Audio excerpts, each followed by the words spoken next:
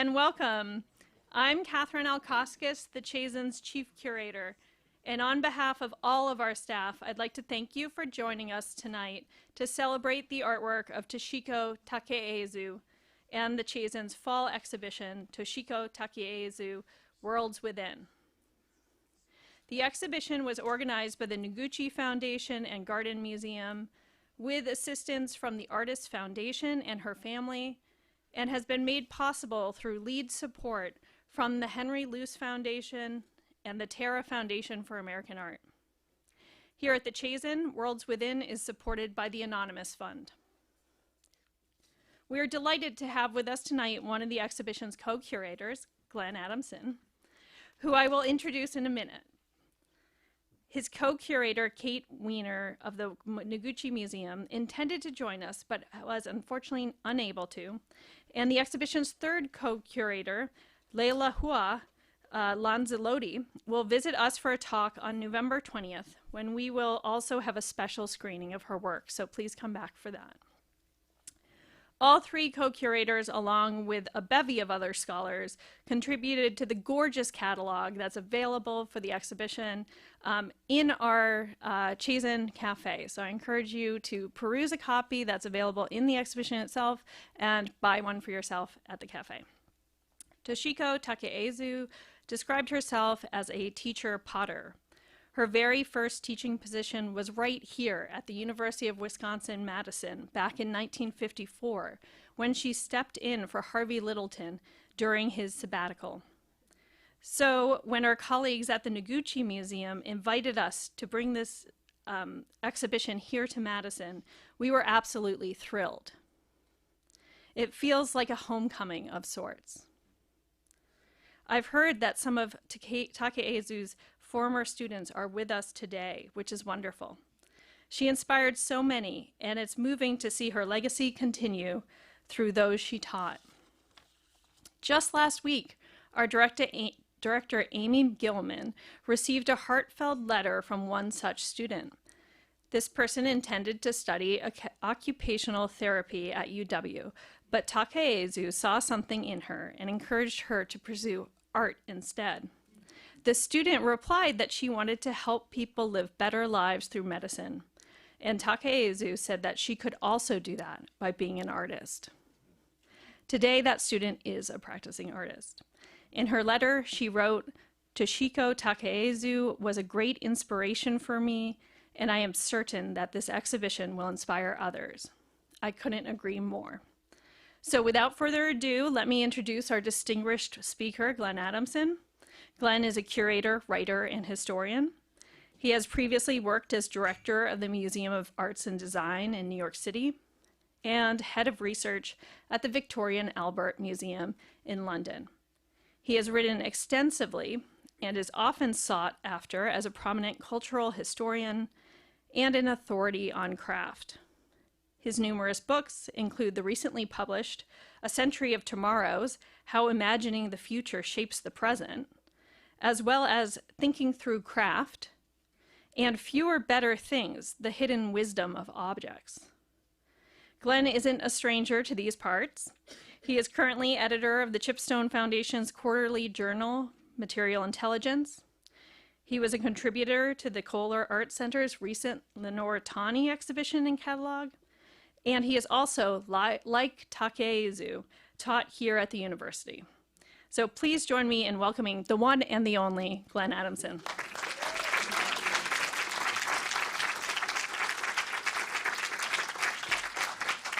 Thank you so much, Catherine, for that very kind introduction. I do have to remark that I have an identical twin, so I'm less one and the only than most.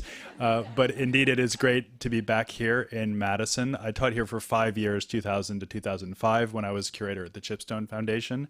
Back then, of course, this was the Leilehua Museum, and it's so amazing to see it gloriously reinvented as the Chazen. And I have to say that this is the fourth venue for the exhibition, the Noguchi Museum, Cranbrook Art Museum, MFA Houston, and now here it will go on to Honolulu finally after this, and it certainly has never looked better. It's absolutely beautifully installed. So thank you very much for everything that you've done for us and especially for Takaezu. And it's also amazing to see such a great turnout tonight. And I'm going to deflect all of that credit to Takaezu because she really deserves your attention, and I'll try to give her all the justice that I can.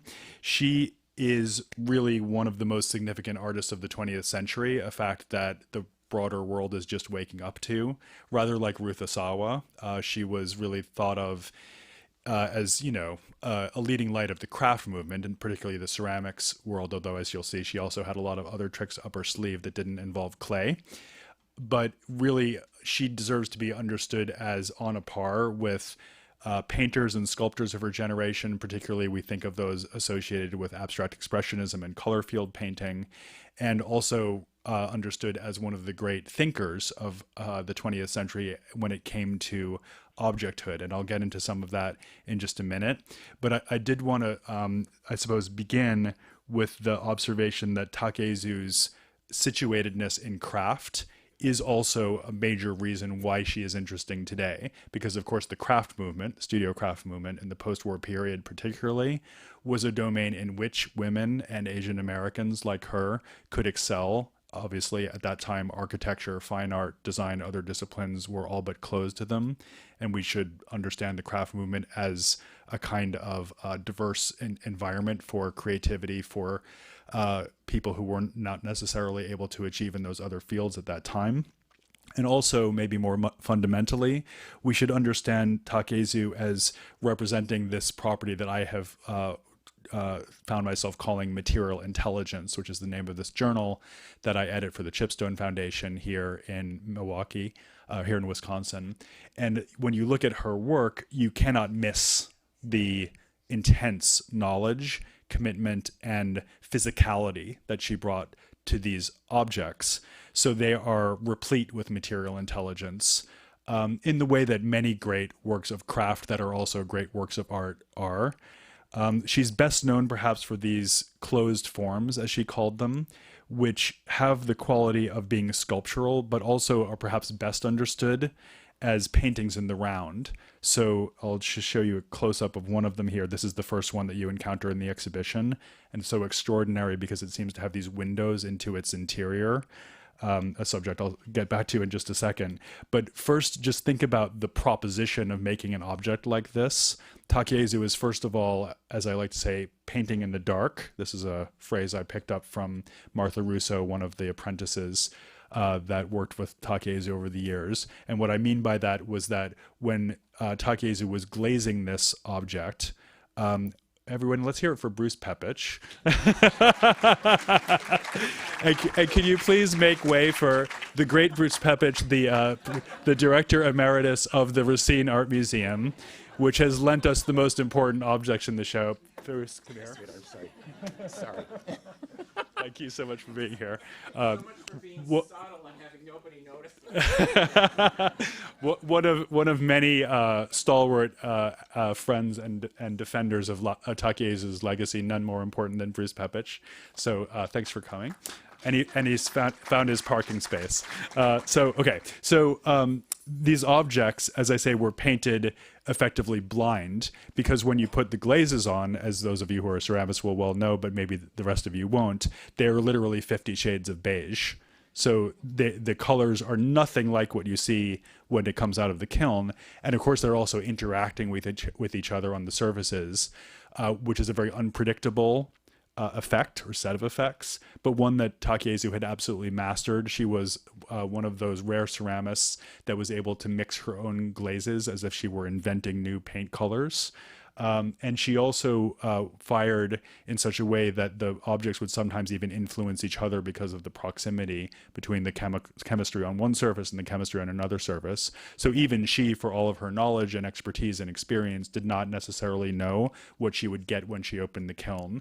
It's very common to experience that in wood-fired ceramics, one of the many types of firing that she explored, but a little less common to find it in gas-fired kilns or other kinds of kilns, and it's something that she really exploited and explored in her work.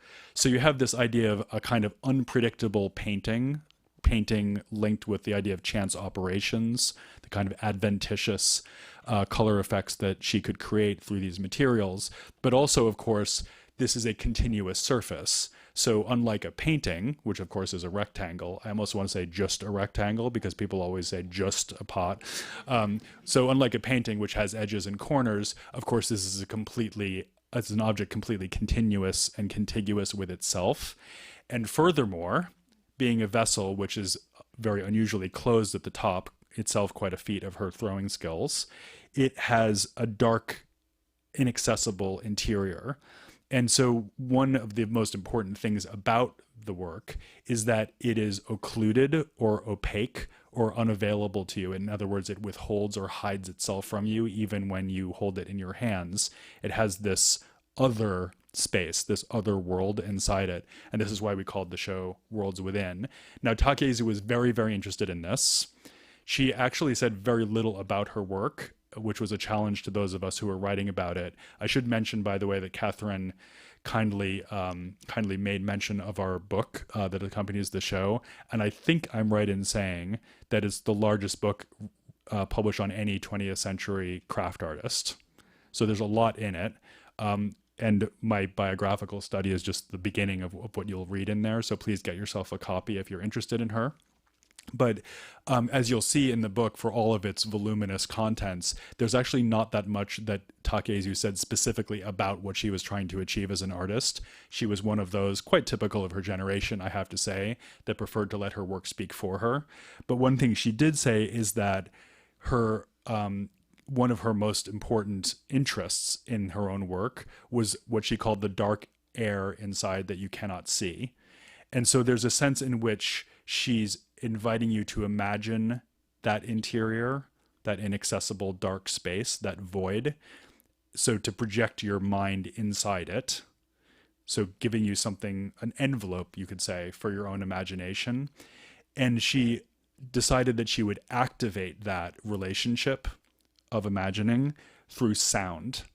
And one of the things that most excited us about this exhibition was that we could bring these objects literally alive by thinking and, in fact, literally conveying the sound of these objects to you. Now, it just takes a little bit of explaining. What had happened was that Takaezu was throwing a piece and a little bit of clay fell inside as she was sealing it up. And of course, she couldn't reach inside and get it out, and why would she have bothered? But very fortunately, it didn't affix to the interior surface of the clay, so it remained loose. And when it fired, of course, it was hard and it became a rattle. So when she took it out of the kiln, she found that she had effectively made a musical instrument, like a percussive instrument. And so once she had realized that the pot had been given a voice in a sense, she decided to intentionally cultivate this effect. And so, as Catherine mentioned, I think rather unusually, we actually invited a composer to be one of our co-curators on the team. So this is Leilehua Lanzilotti, who's an indigenous Hawaiian composer. And she made a whole suite of music with and around these instrument / kinetic sculpture / closed forms that Takaezu made. So I'm just going to play now this video that Leilehua made, which shows you the variability of sound that you can get by manipulating one of these closed forms. So what you're going to see here is Leilehua actually, these are Leilehua's hands, picking up and you might say using this instrument, demonstrating its sonic functionality.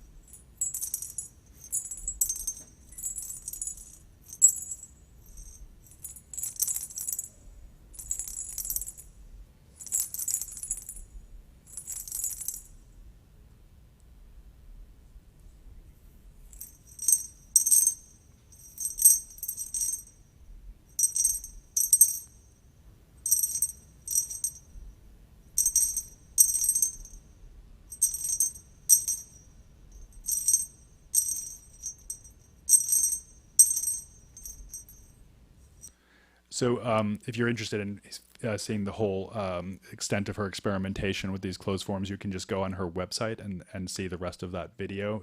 But it's too long to play here. But I hope you get a sense of the mesmerizing and absorptive qualities that the object has in the hands, and that hopefully you can at least imagine something of what it might be like to handle one of them. It reminds me, making a big art historical leap here, but it reminds me of something that Marcel Duchamp said about this famous piece, which is called With Hidden Noise. And as you may know, if you've studied Dada or early avant-garde art practice, you know that what Duchamp did was to ask his friend, the collector Walter Arensberg, to hide an unknown object inside this ball of twine, and then have the plates screwed tight so that it became inaccessible. And as you can say here, he felt that the artwork became a secret between us, a shared kind of commonality that was also unknown. And I like to think that there's something very common between Takaezu and Duchamp, who is quite an enigmatic artist in a lot of ways. You know, I think one of the reasons we still think so much about Duchamp is not just because of the possibilities that were unleashed by the artistic technology of the ready-made, but also because of the things about Duchamp that remain mysterious and inaccessible to us. And that's certainly true of Takaezu as well.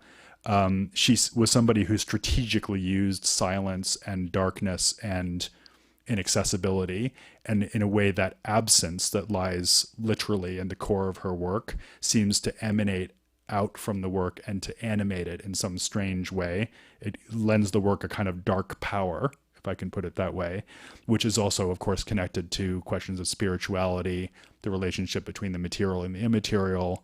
And so there's a sense in which when you hold one of these objects in your hands, which I've had the chance to do, of course, many times, and each of them is different, like people are different, you have this sense that you're actually holding the principle of transcendence in your hands.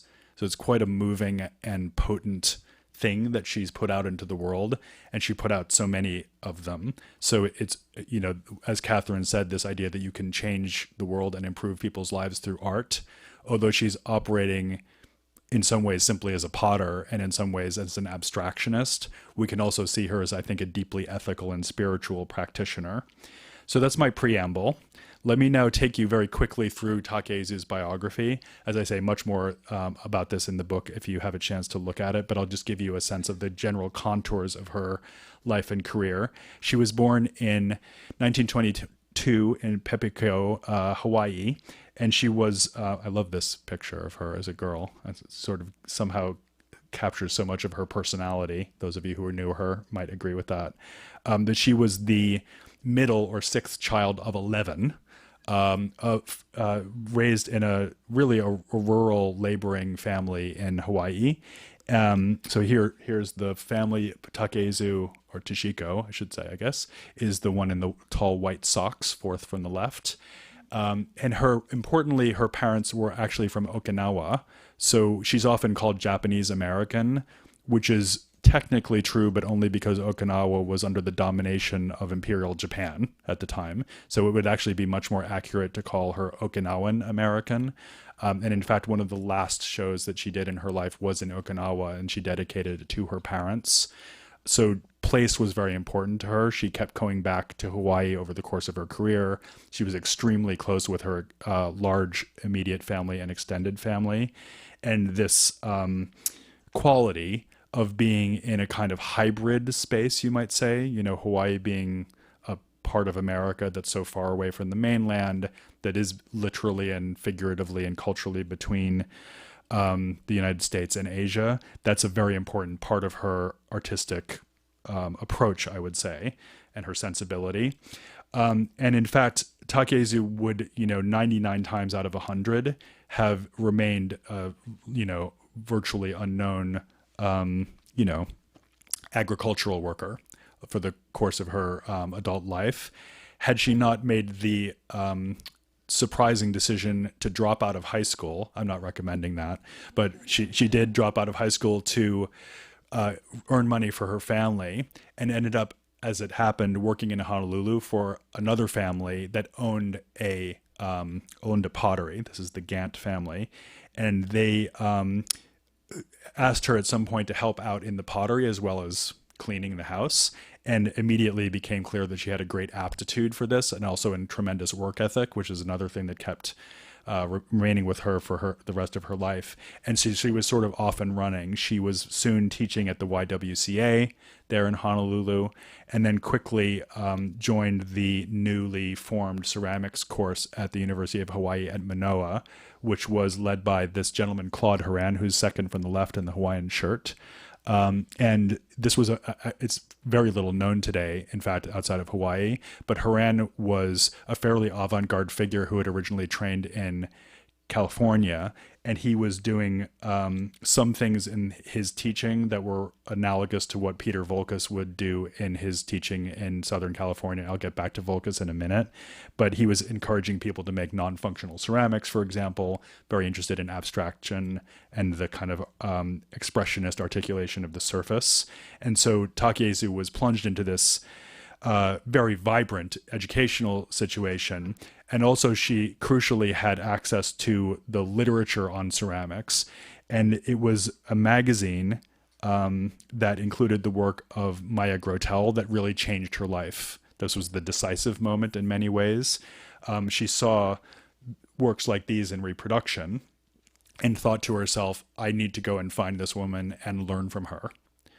And so she did. Maya Grotel's shown here. She was the head of ceramics at Cranbrook at this point in the 1940s. She had originally come from Finland. Important to say that the high-level throwing skills that Grotel had mastered and then taught were actually not that commonplace in America in the 1930s. Most people that were working in ceramics at that time, this seems strange to us perhaps, but they were actually, generally speaking, hand building or casting. And, you know, if you can imagine, they were sort of making their pots with calipers and measuring them exactly to make sure that they matched the design drawing that had been made, for the reason that they were really making ceramics with the thought of eventual industrial production. But Grotel came out of this other tradition of what we would call studio pottery in the Nordic regions, and she then imparted this set of skills and this attitude to her students that every pot should be unique and every pot should have the kind of soulful expression of its maker. So this is the kind of thing that Takaezu made under Grotel's tutelage. Here we have some really great archival pictures of her working at Cranbrook. But it must be said that for all that she was inspired by Grotel's teaching, Grotel was very, very firm on the fact that she did not want any of her students to imitate her. So she would always say, you need to find your own voice. And I have to say, that's also one of the few things she did say. Like Takaezu, she was a woman of few words. And she sort of, those of you who are students might be able to identify with this, she would sort of leave you hanging in undefined space and see if you could find your way out. Which is exactly what Takaezu would later do for her students. And so Takaezu, by the time she graduated, had done some interesting work. She had carried with her, for example, the idea of including volcanic ash and, it's sort of connecting back to her homeland through the materiality of her work, which is very interesting. But she was still, I would say, quite an undefined artist by the time she graduated. But as Catherine mentioned, she then found her first teaching opportunity, which was here at Madison. And to be honest, I wonder if that hadn't happened, whether she would have had a career, because she was really at a fork in the road where she might have gotten married and, had kids, or she might have been an artist. And of course, at that time in the 1950s, those were almost mutually exclusive options for a woman of her age. But fortunately, Harvey Littleton, who's the great ceramist and later glass innovator, who was himself a student of Grotel's at Cranbrook, went on sabbatical, and Takaezu came here to teach. And this really gave her her first foothold and her first identity as a professional ceramic artist rather than as a student. And she would again return in 1959 for a summer course. So she had those very early, very critical moments of exposure here at Madison. And it really was, in many ways, a confirming experience for her. Although she didn't necessarily find the teaching easy, she committed to it as a pathway. Another very important thing that happened for her in the middle of the 1950s was that she had the chance to go to Japan, including Okinawa, in fact. So this is 1955, 1956. She goes on a trip with her mother and her sister all the way back over the Pacific and to Japan. She's very motivated, fascinatingly, by the work of this 19th century Buddhist nun who's called Otagaki Rengetsu, who was, in addition to being a religious figure, spiritual leader, was also a poet and a potter, and she very distinctively inscribed her poetry and characters on the outside of her vessels. You'll see in the exhibition a Takaezu that's very influenced by this approach. And there's a wonderful story that Takaezu told that she went all around Japan trying to find an example of rengetsu ware as it's called, and did in fact track down one of these objects in an antiques store and held it in her hands for a good long time and didn't have the money to buy it. So she had to leave it there. But she sort of had the encounter, so she kind of got what she went to Japan for in a way. But she was also lucky enough to be able to meet a lot of the leading figures of the ceramic scene in Japan at that time. Kaneshige Toyo was one, the famous Bizen master. Most fascinatingly for us, Kazuo Yagi, who you see there on the left, who was, I'll mention Volkas again. Don't worry, I'll explain who Volkas is in a second. But if you know Volkas, the great innovator of American ceramics, Yagi was really that for Japan. He was the great leader of experimentalism and avant-gardism in the medium in the 1950s, the head of a group called Sodesha, which means the Crawling Through Mud Society, which maybe gives you a sense of their attitude. And it just so happened that Takaezu encountered him right at the moment that he was defining one of his influential avant-garde styles. And believe it or not, that slide on the left is one that Takaezu took herself, that was in the archives of the, really at her house, now the Takaezu Foundation. And it was an image that we were able to find, and thanks to Peter Russo's research, scan it and include it in the book. And it's not only interesting from the point of view of Takaezu research that she had this encounter, but also gives us an image of Yagi at this critical moment, which nobody had ever seen before. And remarkably, you can see that object on the right, which is called Direction of the Wind, now in the collection of the Metropolitan Museum of Art, is in the foreground, just sitting on the grass there, probably just footsteps away from his kiln.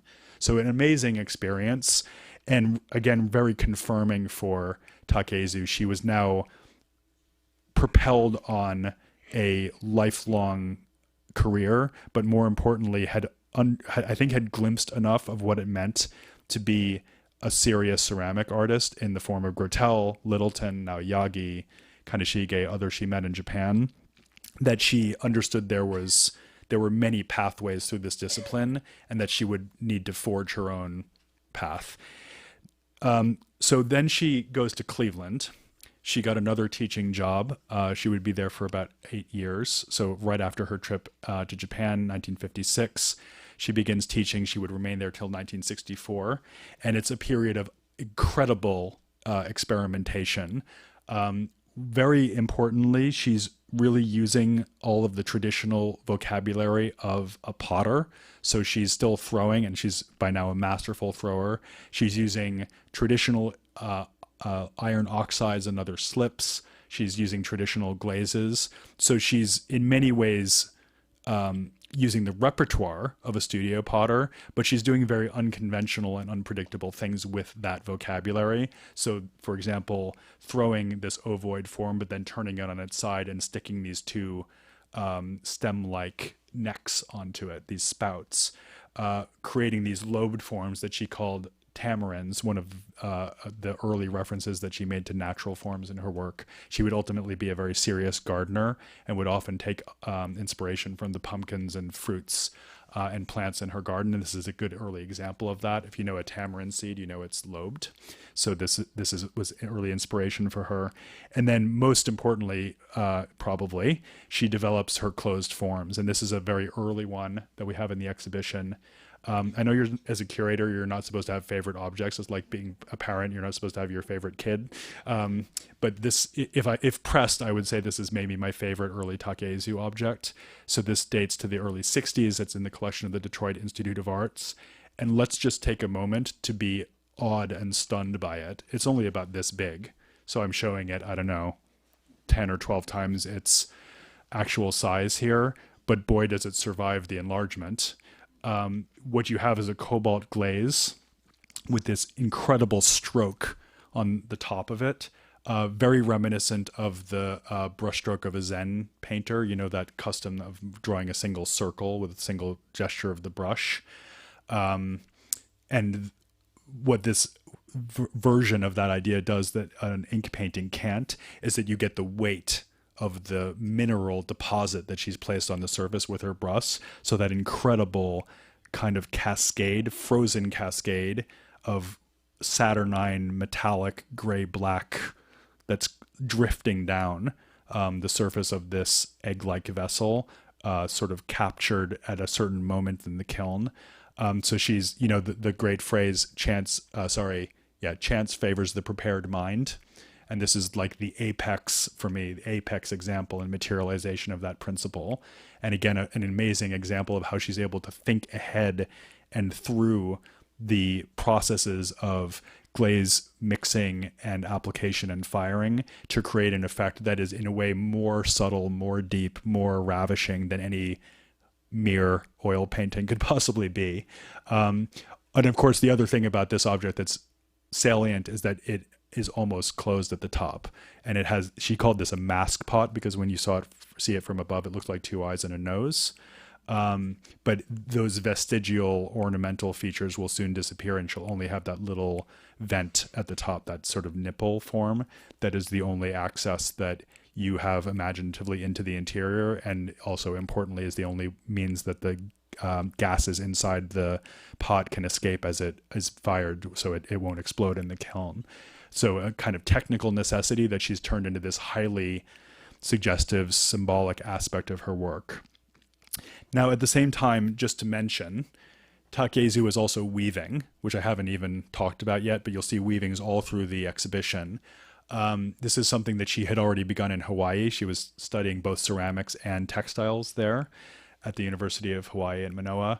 And she also took classes from someone called Marianne Strangell, who, like Grotel, was from Finland and was part of this kind of Nordic contingent of incredible professors at Cranbrook when she was there. And so here you have her making one textile and sitting on another. And you'll also see this in the exhibition, this effect of a textile that almost is like a piece of landscape. And as I mentioned earlier, so often her work feels like a kind of allegorical representation of Hawaii. And this is a great example of that, because that narrow band that she's sitting on could be understood as being like the shoreline, the sand of a beach. And then the different blues could be understood as perhaps the sea and the sky, a kind of intensity of color that, of course, you do experience all the time in Hawaii. And it's like she's teleporting herself to her homeland from her house. This is a shot that was taken in New Jersey after she moved there in the mid-60s.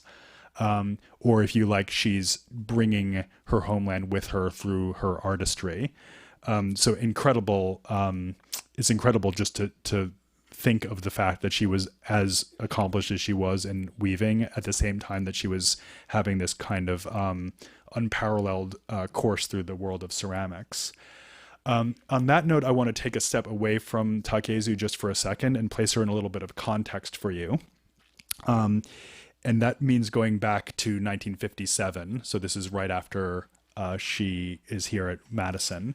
She has the chance to attend this important event, which is the first national conference of the American Craft Council out in Asilomar, California at a conference center.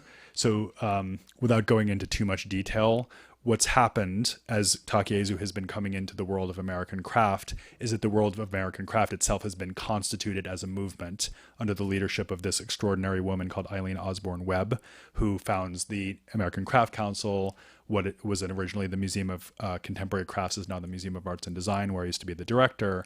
Craft Horizons Magazine, the World Crafts Council, the School for American Craftsmen, blah, blah, blah. So she's creating this whole groundswell, this movement under her own steam. And she decides that by 1957, this movement has reached a sufficient stage of maturity and critical mass that she wants to get everyone together. And so she does. And hundreds of craftspeople gather there. For many of them, it's the first time they've ever met certainly a large number of people in their discipline. Here's an amazing picture taken at Asilomar. So that's, of course, Takaezu on the right. On the far left is Edith Heath. Next to her is Marguerite Wildenhain. If you know anything about craft history, these are like the luminaries. Production pottery and studio pottery respectively. And then in the middle is Lenore Tawney. Now, as Catherine mentioned, I was lucky enough to work on the team that realized the exhibition Mirror of the Universe at the Kohler Arts Center a few years ago and wrote a biography of Tawney, very much like the one that I wrote of Takaezu. And she was actually my pathway into studying Takaezu's life and work. So they met here in 1957 and became immediate friends and lifelong friends. And I would say Tawney was probably the most important person for Takaezu as a fellow artist. Just to say a little bit about her, she is, again, a great innovator and experimenter. Beginning in the late 1950s, so right around the time she would have met Takaezu, she was making what she called her open warp weavings, which basically amount to drawing with weft threads through very loosely held warp threads. The warps are the vertical ones that are held in tension on the loom. And these are kind of non-permanent works. She did sometimes put them between glass, but for the most part, they don't survive. As you can appreciate, they were extremely vulnerable, extremely fragile. But it gives you a sense of how she was trying to reinvent weaving along the lines of abstraction that would concurrently have been coursing through the New York art world, in which she was in fact centrally located. So she was living down at Coenties Slip, this kind of artist colony, really, in the post-industrial or post-shipping, really, wharf buildings in the southern tip of Manhattan. And the image that you see on the left is the rooftop of one of these buildings where Tawney was living. And there, in that building, you would have had, let's see, her landlord was Jack Youngerman, Ellsworth Kelly was there, Rauschenberg and Johns were around the corner. That's Robert Indiana of the Love Sign on the right. In fact, we think that the reason that Robert Indiana got into those block text pieces is because Tawney found some large-scale wood type and gave those pieces of lettering to him, and that's what got him on to doing that kind of work. And then the woman in the white coat at the left, well, the right hand of the left picture, is, of course, Agnes Martin, who was Tawney's closest friend at this time. And it's extraordinary to think of the kind of interchange that they would have had. A lot of this was intellectual, so I always imagine them sitting up at night on the phone talking to each other about medieval mysticism, because they would sort of read the same stuff. Meister Eckhart was sort of, they would read each other passages, discuss it, kind of philosophize together. They were both extremely spiritual people, much less pragmatic and much more, I would say, dreamy in some ways than Takaezu was. And it's also just interesting to note that at this time, Martin was developing her grid paintings that we know her for. And again, simultaneously, Tawney was making these woven forms that we know her for. So it's interesting that Martin is adopting the up and down and across geometry of the loom at the very same time that Tawney herself is departing from it. I myself don't know quite what to make of that, but it's certainly a fascinating kind of juxtaposition. And what I mean by that is that Tawney has invented a way of weaving where she can move the warp thread successively as she passes through wefts, so that she can create diagonals, basically, is what it amounts to. And so I love this picture where it's almost like she's playing her work as if she were playing a harp. And the mature version of this technique allows her to make these amazing rhythmic objects that she called her woven forms, exactly the same idea as closed forms, Takaezu's terminology. So this idea of a kind of abstract, non-functional craft work. Here's a detail of this object, which is called Little River, in the collection of MoMA. And you can see that what she's enabled herself to do by virtue of this diagonal vector is to create a shape that expands and contracts. She would often talk about it as being like breathing. So I'll go back to the overall. It's almost like the work beginning from that cluster of knots at the top breathes in and then exhales, and you get this draping fringe at the bottom. It's like an interval of life itself. Or alternatively, you could think of it as a kind of flow. And in fact, when she was at Coenties Slip, her studio looked out on the river east of Manhattan. And so she was thinking about this idea of a kind of coursing energy. Also interesting to note that when she would have been weaving these, she was only seeing part of them, maybe a foot or two of them at a time, because of course they're rolled and they're also in formation. So just like Takaezu, who's trying to imagine ahead to what her works will be like when she's brought them out of the kiln, Tawny, equally a genius, is understanding somehow this geometry and rhythmic power that she's going to imbue into these threads without being able to see the result until she's finished, right? So again, this is what we call material intelligence at work. So here is the first floor of Woven Forms, the show. Paul Smith, the director of the Museum of Contemporary Crafts, adopted Tawny's term for this extremely important exhibition, arguably the most important textile exhibition that happened the last century in America. And so it was 5 artists, including Tawny, who was given a whole floor, and then a smaller amount of room given to 4 others, including, by the way, Sheila Hicks. It was her first New York show, I believe. So game-changing exhibition that happened under Tawny's leadership, really. Tawny also would have a long history of showing alongside Takaezu, including this absolutely fascinating show that Tawny staged in her own basement. So that's Tawny work on the left with the feathers, of course Takaezu's work on the floor, and then in the middle is a large-scale work by the great European weaver Magdalena Abakanowicz. And they would remain close over the rest of their lives. Here's a photograph that was taken of Tawny at Takaezu's house. That's Takaezu's cat. And in fact, there's an amazing story about Tawny moving in to Takaezu's house for, a few years while Tawny's building was being renovated. And Takaezu, who I think respected Tawny, who was older, respected her as a kind of sensei figure and a kind of spiritual guide.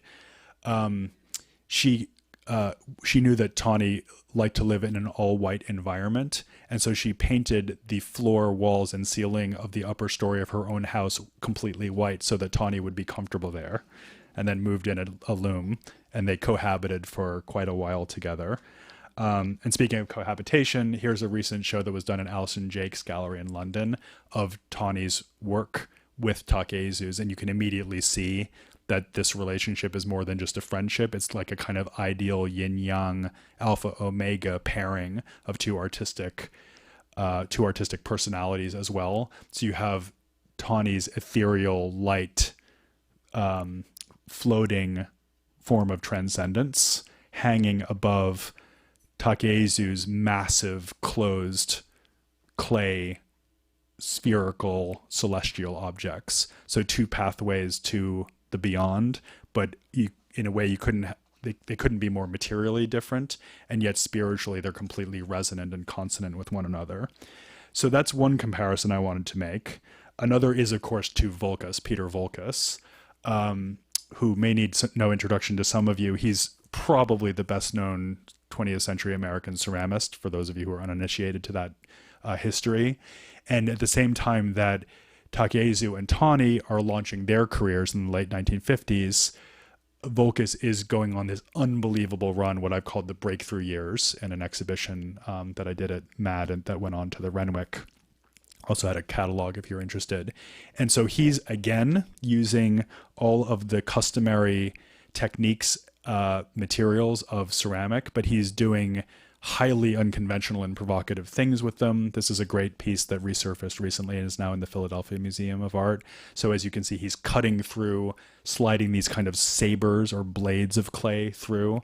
In this case, not glazing actually, but using a kind of dry oxide painted surface. Reminds me a lot of ancient Japanese figures, like Haniwa figures, if you're familiar with those. So we often do think of him as an abstract expressionist. And in fact, this is a painting that he made, which has a very similar quality to the contemporaneous works that he was making, 1960. In fact, he was at this point briefly painting epoxy colors onto his ceramics instead of using traditional glazes.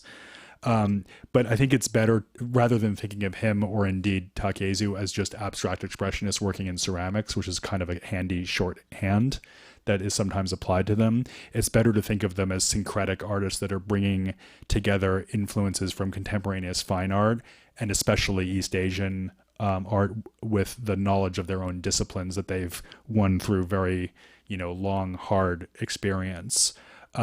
Interestingly, Volkas also works in bronze a lot in the 1960s. And as you'll see, that's another medium that Takaezu takes up.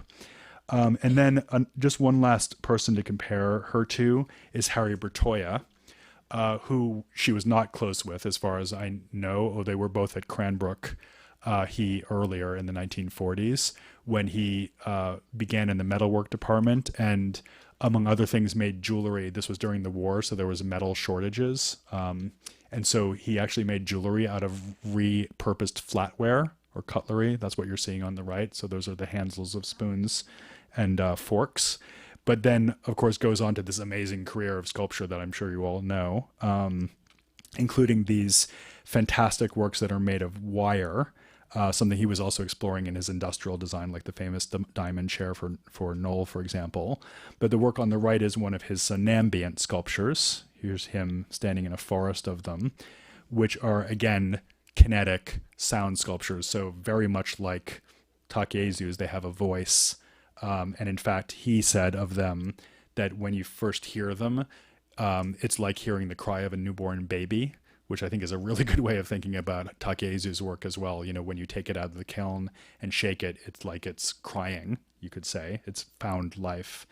And I thought it would be interesting for you to hear what these sound like. So here's just a very quick clip of some of these ambient sculptures being activated.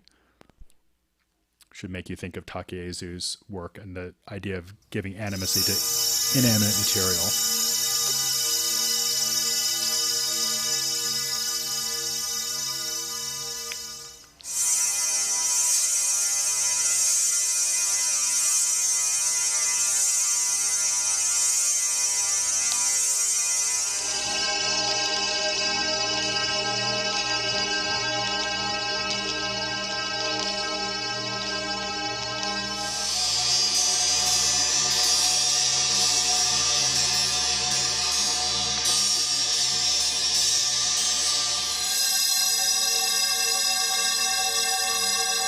So again, you can find that online if you want to take in more of it. Again, quite mesmerizing, and it's wonderful to see the variety of sounds and tonalities that he was able to get out of metal, and again, give it this kind of life, this kind of voice. But just to return now to Takaezu's life story, what happens in the mid-1960s is that she goes to New Jersey. She's decided that she's had enough of full-time teaching, sets up a studio there, and she does also continue teaching, but not full-time. And maybe the most important teaching that she ever did in some ways was what she undertook at Princeton, partly because this is where, and I know some of you are here, she had students that also became her apprentices. So what she would do is invite these students, the ones that she particularly thought were promising, to come and live with her and help around the studio and also the house. So that could be anything from weeding the garden to helping to mix the clay to helping fire, helping out with the sales that she had. It's maybe worth noting that she didn't actually like the idea of having a gallery very much. She sold most of her work from her own studio and was also a keen observer of her potential customers. So if she didn't think that you were deserving, you wouldn't get a good one. And she was an extremely rigorous and I would say quite challenging figure as a teacher. The number of people who have described her to me as intimidating is beyond counting. And she was one of those people that is imposing without necessarily imposing upon you, if you know what I mean. So she was, again, woman of few words, but they were often very well chosen. To wit, if you're going to make it so ugly, don't make it so big. That would be a good example of her crit style. And there's a wonderful story that, again, I heard from one of her students and apprentices, which is that she was going out, I think, to shop or something for a couple of hours, and she told one of her new apprentices to sweep the floor of the studio, which was completely dusty, clay dust. And she gave him a broom that was basically a stick with a few bristles on the end, not much better than just a piece of wood to sweep the floor with. So she goes, he tries ineffectually to sweep the floor with this implement and decides this is ridiculous. And he goes around the corner, gets a plastic broom and brings it back to the studio and makes it entirely clean. So he's quite proud and he thinks that this is going to go over very well because he sort of exceeded requirements. But instead, she comes back, finds the plastic broom, finds him and says, "Young man, what is this?" And he sort of confesses to the fact that he's gone to buy this replacement broom for her. And she says, "If I ask you to sweep the floor, that's not because I want it clean." Right? So you have to understand her as leading by example, most of all through her work ethic and through her work, but also imparting these kind of life lessons, these transformative experiences to all these people who pass through her life. And I know that many of you are here today, and it's great that you're able to share memories about her with us. But she's, I think, in so many ways deserves to be seen as exemplary, and took on that kind of responsibility in a way that I would say not many of us do. She sort of put herself in that position of being a role model, seemingly quite consciously, and lived up to that very high standard in everything she did. So in a way, always sweeping the floor with a stick, if I can extend the metaphor. Also continuing to innovate in her work, of course. She really never stops doing that. When I was first aware of her work, I have to say there was a little bit of a reputation that she was sort of repetitive, and all she would do is make clothes form after clothes form and paint them, and that was it. And the more you learn about her, the more you realize that is completely not true. There were so many different diversions, experiments, and new ideas over the course of her career. One was that she took up hand building very seriously in the late 1960s and early 1970s, making these more amorphous forms. Obviously, hand building can be used. Think about the work of Lottie Qualley, for example, or Magdalena Dundo, if you know those. I'll show Magdalene's work in a minute. You can make extremely, extremely precise forms with hand building, just as you can on the wheel. But she decided to use this technique of coiling and pinching to make these very exploratory objects. This particular one is called hapai, which of course sounds like happy, but is the indigenous Hawaiian word for pregnant. So it seems to be a kind of physical metaphor of becoming, or possibility, a kind of kinetic possibility. Also famously, she starts making her moons at around this time. These are made, again, not on the wheel, and in fact not by hand building either, but by casting. So what she did was to have a plaster mold made, and then cast each half of the moon and then join them together at the midsection, rather like a Korean moon jar. And in fact, she did call them moons.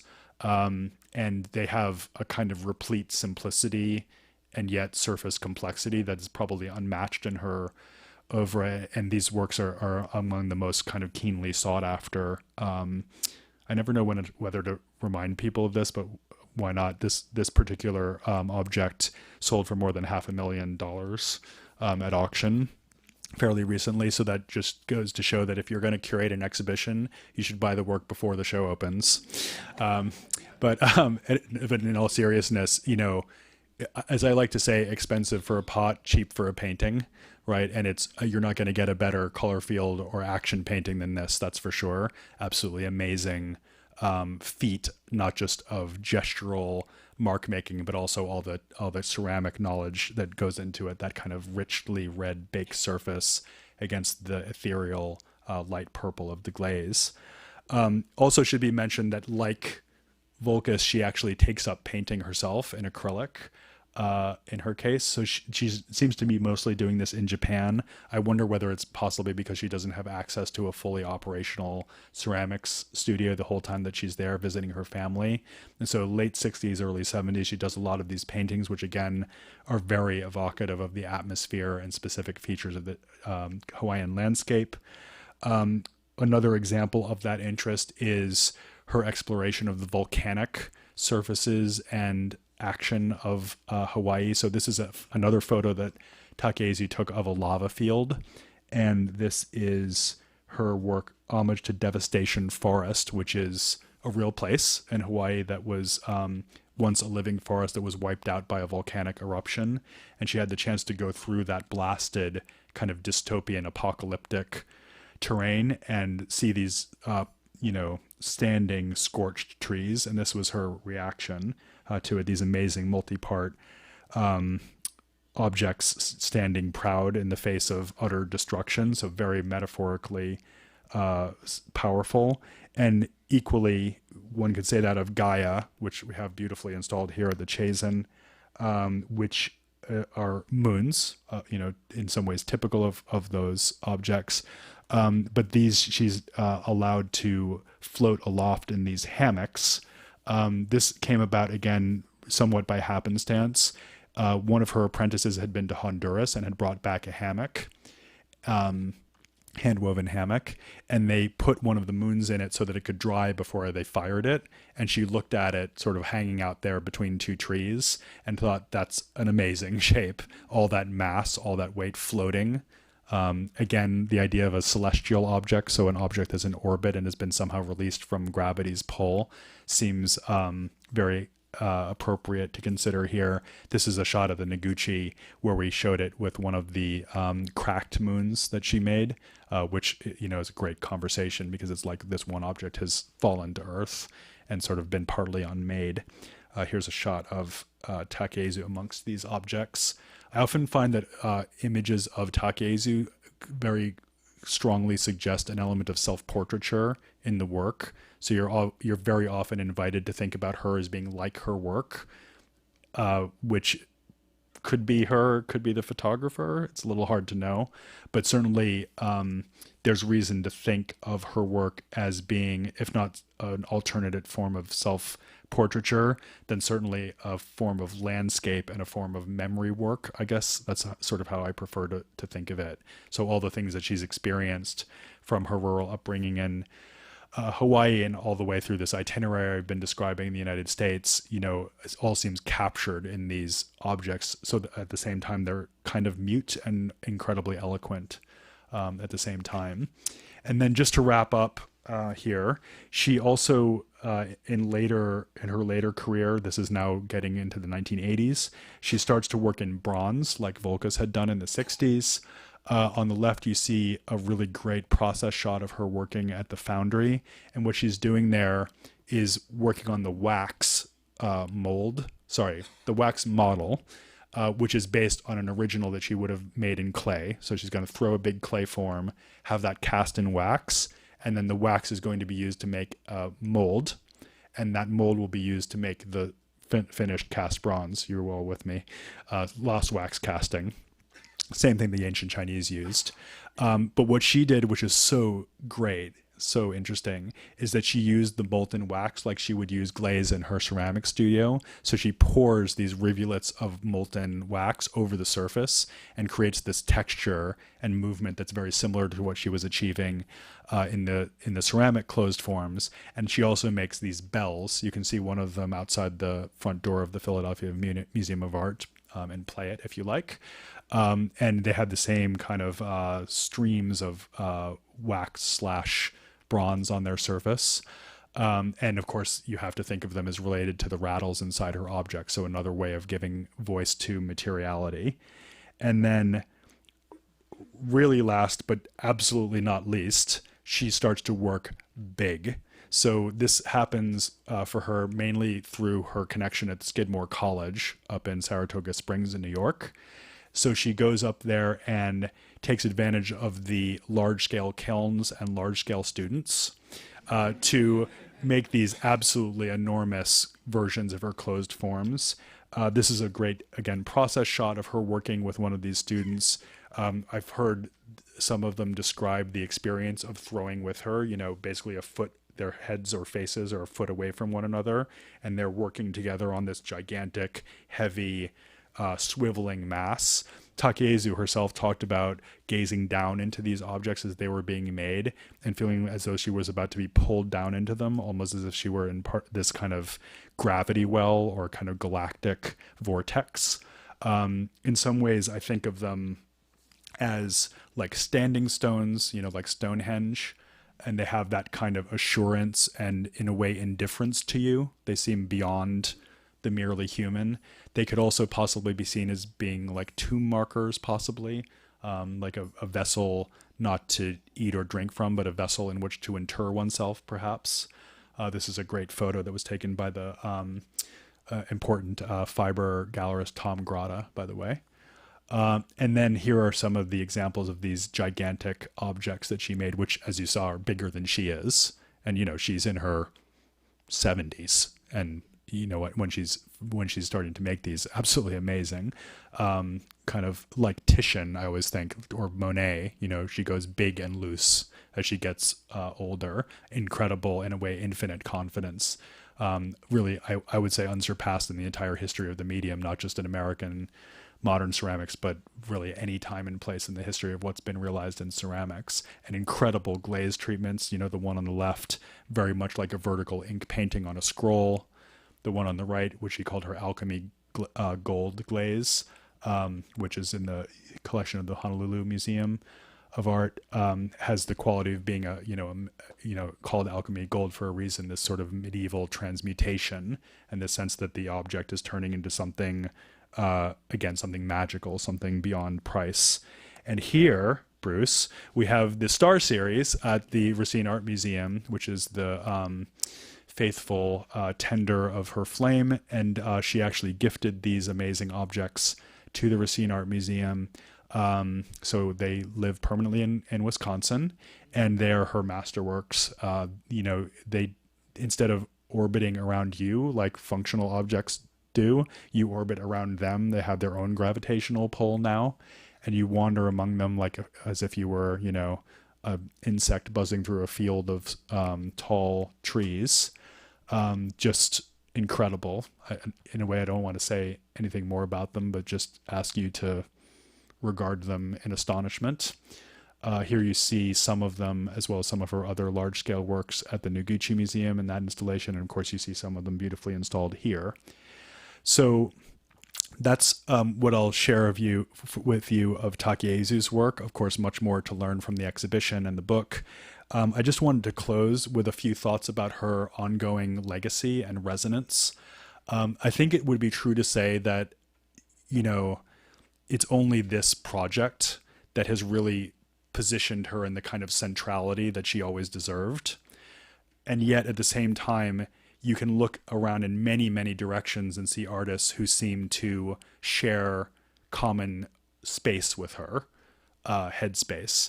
So I mentioned earlier in passing Magdalene Odundo, the great Kenyan British artist, Christine McHorse, the Southwestern, unfortunately passed away, but great Southwestern artist working in the native tradition of micaceous clay. So these artists are working with hand building principally rather than throwing. But you can see in both of them the kind of syncretic energy, the ability to draw from multiple traditions and compress them into an incredibly resolved, seemingly simple and yet obviously highly complex form. Sort of at the other end of the art spectrum, you might think about people like Woody Diothello and Raven Half Moon, both of whom are thinking about the tradition of the face jug, particularly important for Woody Diothello, who's thinking specifically about the African-American experience of ceramics and this faceless face jug that you see on the left. But, both of them, it seems to me, are more explicitly glossing this idea of the ceramic object that speaks or it has to be given a voice, and they're providing that kind of identity to the object as a way of expressing their own identity. And then paradigmatically and preeminently, we have, of course, Simone Lee, who's got to be, I don't know, the no more important artist living at the moment. And she is so similar to Takaezu in so many ways. I could give you a whole lecture about this, I think. But the kind of enclosure and power and the way that those two things produce one another in her work is to me so similar to the way that Takaezu operated.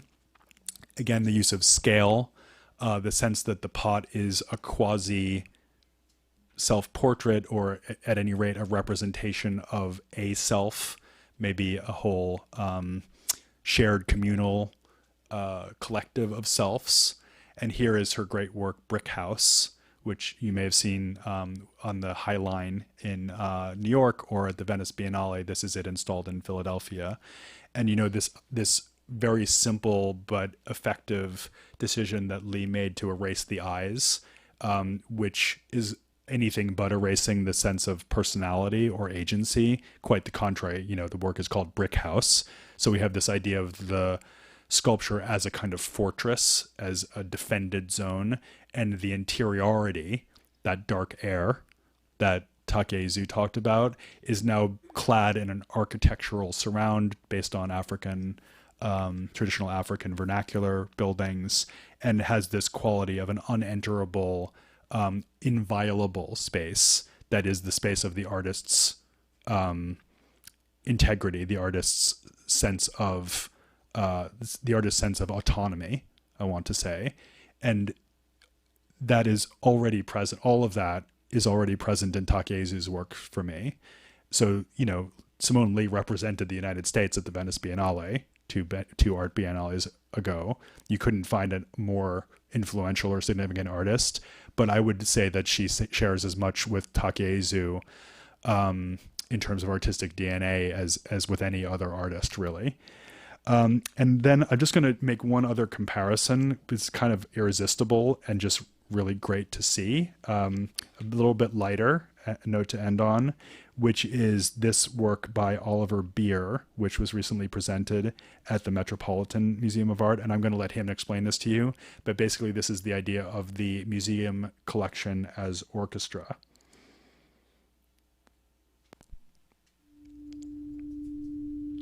My name is Oliver Beer, and I'm an artist, and I'm from England. The exhibition's called Vessel Orchestra, and it's a selection of 32 pieces from the Met's collection, which I've organized not for their aesthetic and cultural quality, but for their acoustic quality. Every empty space, whether it be a room or a vessel or a wine glass or a seashell, has got a note at which it resonates, and you can hear those notes just by listening. I chose objects that sing only the notes that we recognize as harmony now, so that's the black and white notes of the piano. I've put a microphone in every object in the installation and attached that microphone to a mixer, which is attached to a keyboard. And when I press down the key, like the middle C, the microphone inside is activated. So you hear in real time the musicality of that object. The museum is like a vast, multi-chambered instrument just waiting to be played. A 2,000-year-old cooking pot sitting alongside a Juan Miro vase or a sotsas and singing as valid a harmony as them is what this installation is really about. So I'm quite entertained by the fact that Takaezu's work, you just couldn't do that because you couldn't get the microphone inside.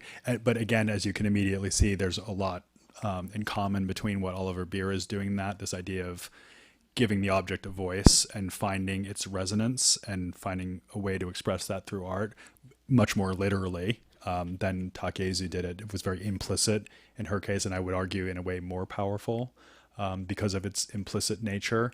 But there's something else that Beer and indeed Lee and Adundo and all the other artists that I've showed you have in common with Takaezu, which is that they encourage you to look around you and see things differently. So when you go home tonight, look at the pots in your kitchen cupboards, look at the ground, look at the sky.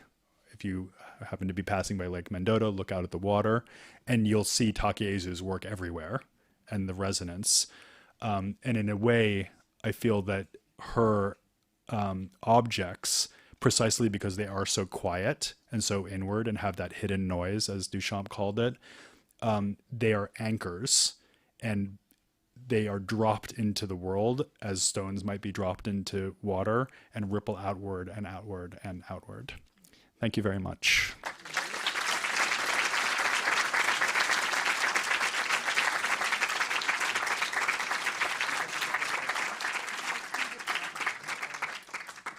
Thank you so much, everyone. Rather than questions and answers here, we're going to invite you out into our lobby for nibbles, a glass of something to imbibe in, and some further conversation with Glenn. Thank you again.